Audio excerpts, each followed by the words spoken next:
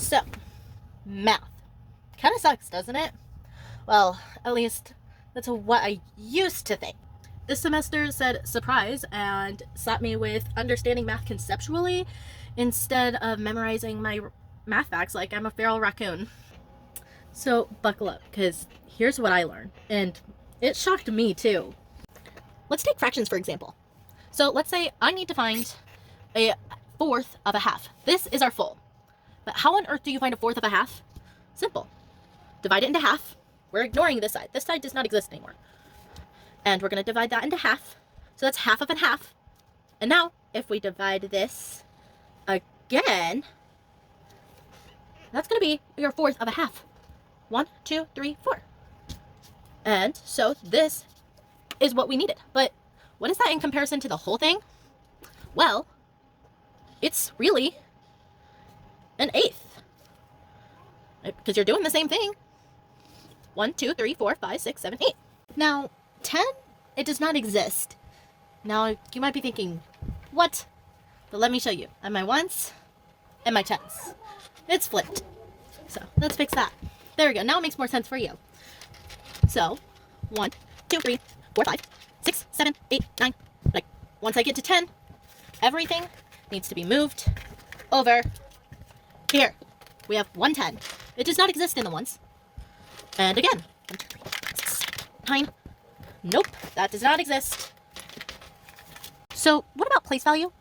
If this is our whole, this is a tenth. This is a hundredth. And this little itty bitty baby thing, that is a thousandth of a whole. A thousandth. So what about finding an angle? Finding this angle? Easy.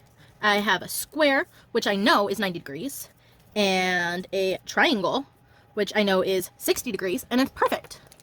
So 60 plus 90 equals 150.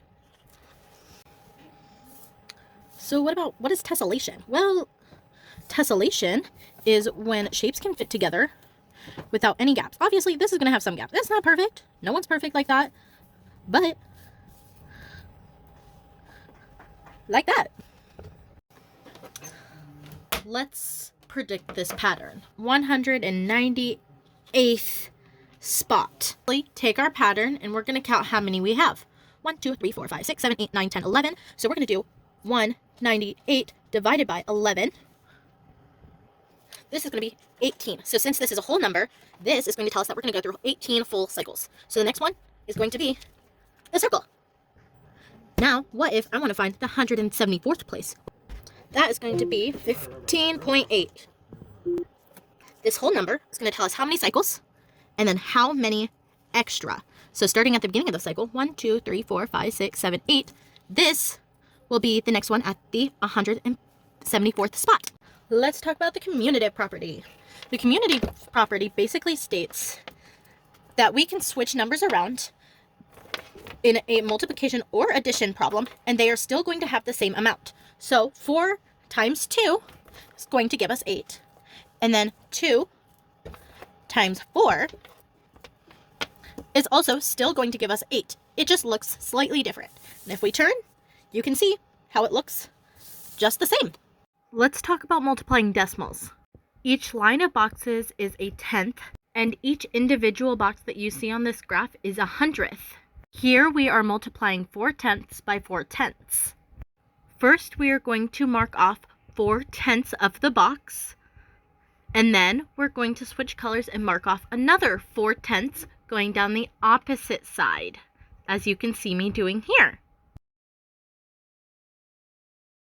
From here, anything that overlaps the two boxes is what we want to count.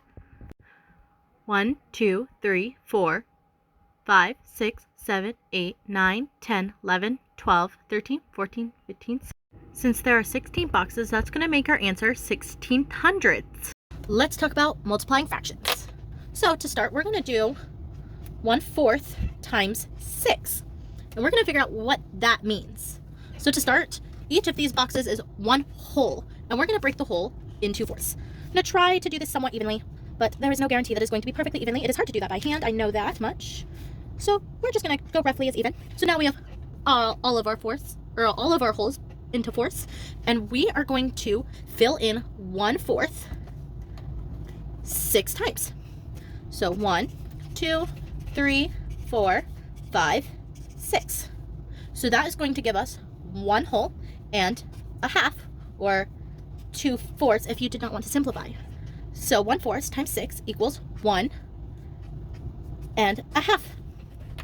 The types of numbers that we have. Obviously we have numbers, but what on earth is numbers? Right in the center, we natural numbers. This is 1 through 10, or through whatever, ... We have the whole, and that's 0. Integers, -1, -3, -34, basically all the negative numbers. Rational, and that's going to be 0.5, 1/4, -5/8, anything like that. On its own, we have irrational. That's going to be pi, square root of 5, and all of this are real. Now listen, that was a lot. I am fully aware. But my math confidence used to be at, please don't call on me. And honestly, now it's more like, I may not know exactly what the answer is, but I know how things work and I'm more willing to figure it out. So I say that's growth. And honestly, thank you to Kerry and Joe Bowler for convincing me that I have a math brain at all. Now, teaching math used to scare me, like, a lot. Like, even more than doing a group project in a brand new class with people I have no idea who they are. Because now, I'm out here more like, okay, friends, let's break down these numbers and this math like I'm going to break down emotionally after finals. But in a good way, obviously, because we're going to break down all the way and we're going to get to the bottom of the problem. Conceptual understanding helps students build real math reasoning, and it's a really cool concept when you dig further into it. In my classroom, I want my students to feel good about math, not just pretending that they understand or pretending that they like the subject, because a lot of people don't. They don't think they have a math brain, but everyone has a math brain. It's just your attitude and your confidence and the teacher's attitude and their confidence and how they teach you. Because you're not going to understand it if you don't understand something conceptually. So in my classroom, we're going to normalize mistakes. We're going to use manipulatives everywhere. And we're going to celebrate strategies that work for students as if it's an Easter egg in our favorite band. So, math is for everyone, whether they like it or not. They just have to believe it. So yeah, math and I, we used to be pretty big enemies, but look at us now. Lots of character development, which is kind of crazy. Considering I used to hate math, and knowing that I had 3 math classes in one day, it was definitely not my cup of tea.